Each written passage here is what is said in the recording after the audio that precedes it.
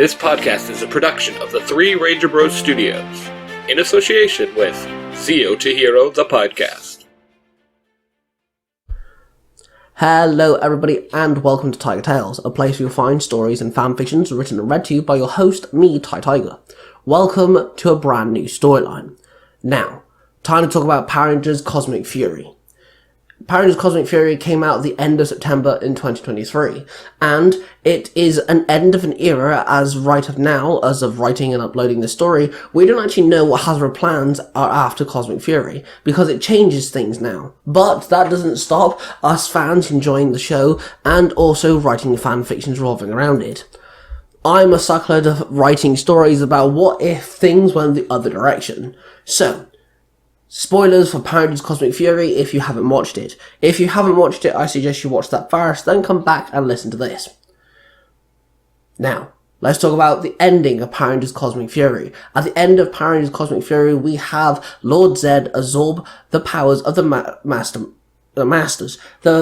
masters. He then becomes Master Zed, but before he has a chance to take down all the Rangers, the Squid Ink army absorb him into a device, and they want to release an energy wave, similar to the Zordon wave that cured all of the negativity in the universe at that point in time, but this would do the reverse. It would wipe out all the positive. Now, of course, the Power Rangers team managed to stop it, but what if it actually went off? What if the Master Z wave went off and all the positive energy at that time was eradicated? So I give you a storyline of where that happened. So let's dive in to a new universe, Universe 53. I'm using two characters that are actually in a different storyline, which I have actually written on this channel, where it's a case of what if the Super Mega Force Rangers failed? Well, Ozzy and Albert are back, but in a different universe. And in this universe, it's what if the Power Rangers Cosmic Fury Rangers failed? So I give you Power Rangers Cosmic Chaos, Chapter 1, A Drop of Positive Reinforcement. In Universe 53, Ozzy and Albert stood there, in front of the Cosmic Fury Rangers ship. It was battered and broken. The Z-Wave had destroyed a lot of the ship's power core. Ozzy tried to open the main door with his bare hands, but had no luck. "Come on, man, we can't open it," Albert sighed. "We travelled halfway across the galaxy, risked our lives, lost Monica, hell, we even lost all the Rangers, we lost everybody. That Squid family ruined everything, and they run the universe. Zordon set off a wave that purified the entire universe, but it had to counterbalance so evil reappeared. The same thing has to be done with the Z-Wave, right? What if something is in this ship? Billy told us to come and find this ship, so we are here and we're gonna get inside." Ozzy barked back, then he tried to open the door again. Then, suddenly, Albert caught something in the window. Something was watching them. Albert tapped Ozzy on the shoulder, who turned around in a huff. Albert then pointed to the higher-up window. Ozzy placed his finger on his lips, signaling Albert to be silent, as both of them started climbing up the left side of the ship, and Albert managed to push the window pane. It fell into the room and shattered on the ground. Albert and Ozzy climbed into the room. "Okay, we're in," Ozzy hushed. Then the pair of them started looking around. The ship had some light, as it still had some power. They walked into the main room of the ship and found a robotic being stood there tinkering with something at a table. It looked like a dinosaur-like being, but mostly robotic, other than half its head, which still looked reptilian. "Take a seat. I will be there in a moment," the robotic lizard thing said to them. Ozzy and Albert looked at each other, shrugged their shoulders, and then sat down on one of the chairs. "So, what is it?" Ozzy asked. "The Rafconians were advanced, but not this advanced. Well, not since their arrival on Earth," Albert told him. Then the cybotic dinosaur walked up to them. "Sorry, I was adding some last-minute adjustments. Nice to meet you. I am assuming you're Billy's associates," the cyborg dinosaur asked. "Yes, we are," Ozzy nodded. "Okay, good. My name is Solon. I was the Ranger's aide in the fight against Zed a year ago," Solon told them. "Oh, you're Solon, the cybernetically enhanced dinosaur, right? But you look more robot than dinosaur," Albert noted. "I was damaged during the Z-Wave, and I had to start replacing my organic parts with cybernetic ones when they started to fail me," Solon explained. "Oh my gosh, that must have been horrible," Ozzy gasped. Oh, please, we've all endured brutal and harsh experiences since that squid now rules the galaxy, Solon explained.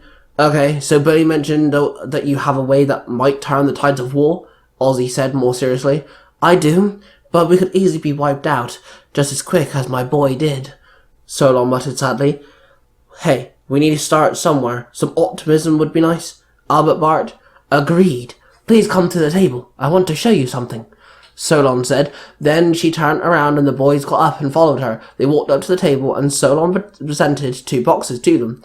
I managed to work with what I could find. I could only make 2 things, hence why Billy sent only 2 of you. It took me a year to make them. Solon sighed, then she handed 1 box Albert and 1 box Ozzy.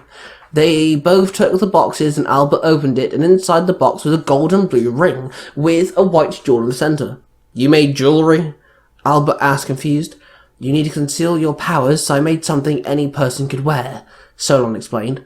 What does it do? Albert asked. I managed to salvage a couple of things from the Rangers, and using a crystallized shard, which contained the Morphin Grid energy, I managed to access the weapons the Rangers used on the day the Z-Wave hit. They went into some limbo space, still connected to the Morphin Grid, but only accessible by some means, Solon explained. Albert took the ring out of the box and placed the box down. He then took a deep breath and slipped the ring onto his middle finger. A surge of energy rippled up his arm. He roared out in pain, then the ring started to glow. Ow! Ah! Okay, that stung. Whoa, what a rush! Albert shouted in glee.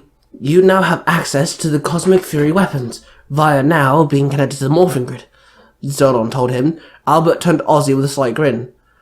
Great, my turn, I guess, Ozzy muttered, then opened his box, and inside was a cosmic morpher. He gazed at the morpher, and a slight blue orb sat next to it. What on earth is this? Ozzy asked in shock. Turns out Ollie's morpher was salvageable after the Z-Wave. I managed to fix it up, and with Birdie's blueprints, I managed to reconnect it to the Morphin Grid, Solon explained. Okay, but why me? Ozzy asked, his face now confused and scared. Billy said you had a great drive and passion for saving people, of all types, so you were his first choice, Solon said to him. Ozzy picked up the orb and placed it into his pocket and picked up the morpher. He placed the box down and slipped the morpher on his wrist and then picked up the blue orb and examined it. I don't know if I can do this, Ozzy said. Of course you can. Come on, man. Come on. Just snap out of it. We gotta do this. For the galaxy, Albert said. Ozzy looked at his friend and nodded. Then suddenly, a small blinking noise started going off by the main deck. Solon waddled off and sat at the controls, and then she sighed and walked back to the boys. We have a problem, Solon stated. Then she pointed out the window. The boys looked out and saw a squid drill flying down and penetrating the ground. Then a small group of sentinels appeared and started searching the area. Ah, crap. We gotta do something. We gotta protect Solon, Albert muttered. I agree. Solon, stay hidden, Ozzy ordered. The dino didn't argue and rushed into one of the rooms in the ship, and Ozzy and Albert jumped out of the window they came in and ran up to the group of sentinels. We have to try these things out. We gotta start this. We can change things, remember? Albert muttered. Okay, Ozzy said with a huff. Albert raised his ring finger and the ring started glowing. The green energy circle appeared around him and with 6 weapons spinning around within it. He looked at the red ankle hammer and grabbed it, and he pulled out the circle and suddenly felt the weight of the weapon in his hand. Whoa, this is cool, Albert chirped. Then one of the sentinels swung its blade. Albert raised his hammer and blocked the attack. Then he kicked the sentinel back. He swung the hammer and smacked the sentinel, which flew off its feet and crashed into more of the sentinels. Albert stood there with a fire within him and determination in his eyes. Ozzy stood there and froze as he watched Albert try and take on the small group of sentinels all on his own. Ozzy swallowed hard and pulled out the cosmic orb from his pocket. He then closed his eyes and nodded. He threw it up in the air. He then held up his morpher and flipped open the dinosaur head. Then the orb fell in and landed into the slot. He then flicked the mouth closed. Link to Morphin Grid, he called out. Then he slammed his fist on the ground, and then the spirit of the Triceratops appeared. Ozzy jumped through it and his ranger suit appeared. And then he waved his hand over his face and the helmet appeared on him. Cosmic Fury, Blue Ranger, he called out. Then the Blue Ranger joined into the group of Sentinels. He jumped up and kicked one of the Sentinels in the chest, knocking it off its feet. Then he caught the blade of another and pulled it in close. As he struck the Sentinel in the chest, the Sentinel swung for the Blue Cosmic Ranger. He backflipped, kicking the weapon out of the Sentinel's hand. He then jumped forward and struck the unarmed Sentinel with a double jab.